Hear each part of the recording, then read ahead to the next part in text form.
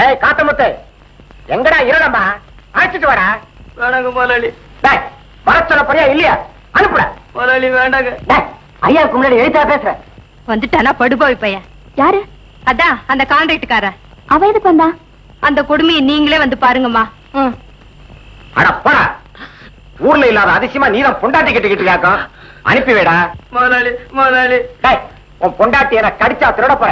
காலையில அனுப்பிச்சுடா. அனுப்புடா வெளியே. வேணாங்க முதலாளி. முதலாளி காலை வந்து கும்பிடுற முதலாளி.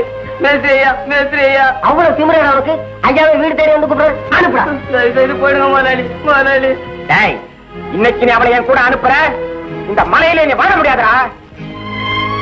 இல்லம்மா, ஐயா எத்தனை நேரம் காத்திருக்கிறது? சீக்கிரம் இல்ல.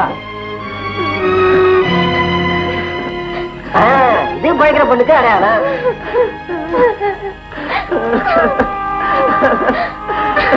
அங்க என்ன பார்வை?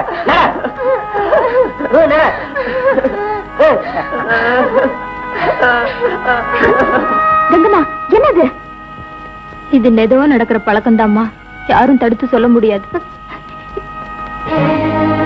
எல்லா ஆதிவாசி பெண்களும் இந்த நிலைமையில இருக்காங்களா? ஆமாம்மா, ஏதோ சாமி புண்ணியத்துல என் மானத்தை காப்பாத்திட்டு வந்துட்டேன்.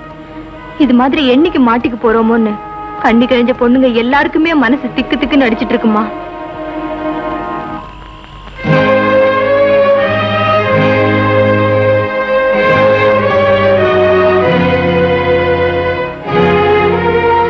அனாமிகா தூங்க போல?